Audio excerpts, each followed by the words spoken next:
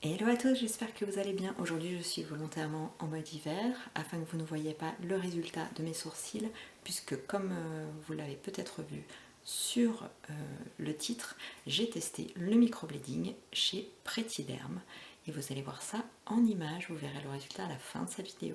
Bisous. J'espère que vous allez bien. Aujourd'hui, comme je vous l'avais annoncé sur Instagram, on se retrouve donc avec Charlène de Pretiderm qui va nous faire découvrir son métier. Donc, elle fait du microblading, micro-shading et 3D lips. Donc, je vais te laisser un petit peu expliquer ton métier et donc voilà pour que ça puisse répondre aux questions des abonnés.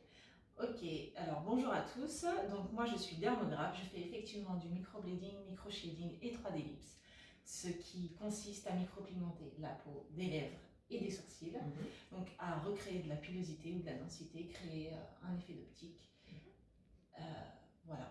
Donc la différence entre microblading et micro-shading, est-ce que tu peux nous expliquer rapidement? Alors le microblading c'est une technique poil à poil à proprement dit, c'est un dessin de poil par poil. Voilà. Et le micro-shading ça va être une technique un peu plus ombrée, donc effet make-up. D'accord. Donc là, on aura un effet plus naturel sur le shading et sur le bedding, pardon. Ouais. Et sur le shading, ce sera plus maquillé. Okay. Le 3D lips, du coup, c'est... Le 3D lips, ça permet de redessiner les lèvres, de redonner une couleur un peu plus uniforme et de créer un ombré, mais rien de très très maquillé. Hein, voilà. On reste vraiment, c'est des techniques naturelles à porter tous les jours. Hein. On n'est pas dans du maquillage de soirée. D'accord. Est-ce que le microblading, micro-shading, on peut associer ça à une technique de tatouage?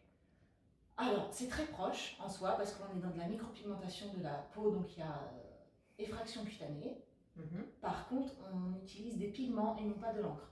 Donc c'est fait pour s'estomper un petit peu dans le temps. Mais ceci dit, tout dépend des peaux et il y a des peaux qui tiennent très très bien. Et d'autres un petit peu moins bien. Comme pour le tatouage, mais là c'est plus superficiel. Voilà, c'est beaucoup plus superficiel et c'est du pigment, donc c'est fait pour s'atténuer avec le temps. D'accord. Il y aura un entretien du coup après à faire parce que j'imagine qu'au fil du temps ça va s'estomper et du coup il y aura peut-être un entretien. Oui, il y a un entretien annuel qui est conseillé. Hein. C'est le rythme plus ou moins à avoir, mais entre 8 mois et 1 an.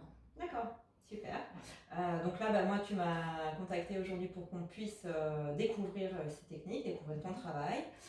Donc là, on est parti sur du microblading. Donc on va faire suivre cette expérience aux abonnés au fur et à mesure. Et n'hésitez pas à poser des questions en commentaire. Si besoin, on y répondra avec grand plaisir.